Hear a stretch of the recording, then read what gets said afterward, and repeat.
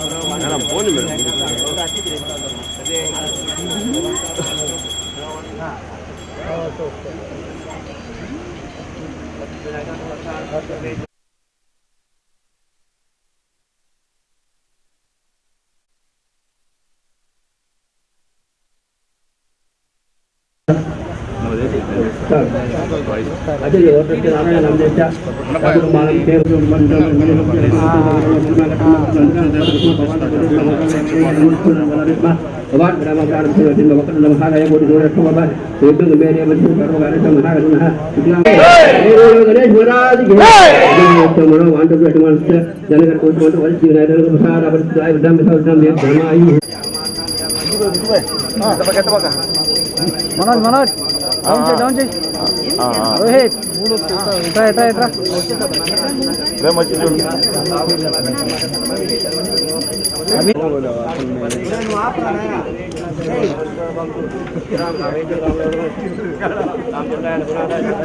నిలబడినాక అన్నపల్లె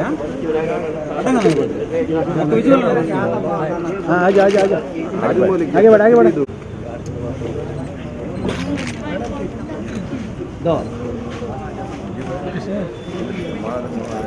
గిరేనా పడే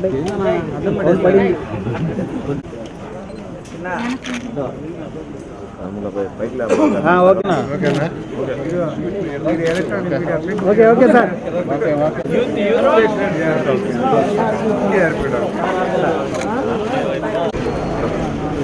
ఒక్కడి కనుక కర్మిలా బాయ్ ఓకే పోదండ పాణి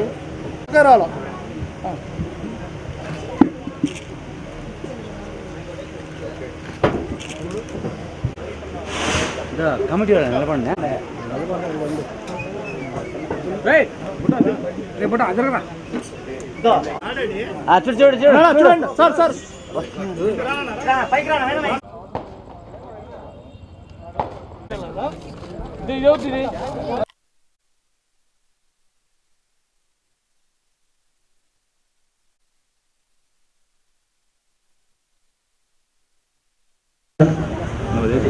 అదే ఓటర్కి నారాయణ నమ్మేట మనం పేరు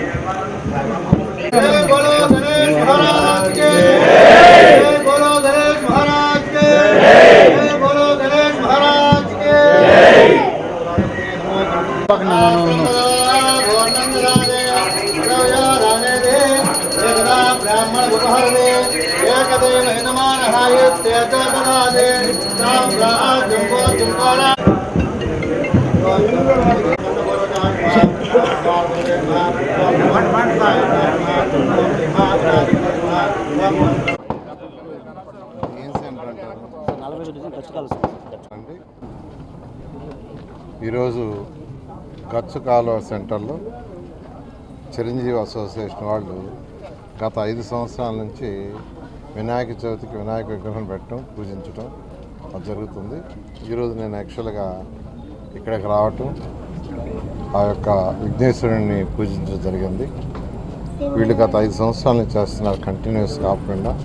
వారిని ప్రత్యేకంగా చిరంజీవి అసోసియేషన్ చిరంజీవి అసోసియేషన్ వాళ్ళని ప్రత్యేకంగా అభినందిస్తున్నాను. ప్రతి ఒక్కరూ ఆ భగవంతుడి దయ వల్ల ఆయుర ఆరోగ్యాలతో సకల ఐశ్వర్యాలతో ఉండాలని, ఈ రాష్ట్రం అన్ని విధాల ఆర్థికంగా అభివృద్ధి చెందాలని ఆ భగవంతుని కోరుకోవడం జరిగింది.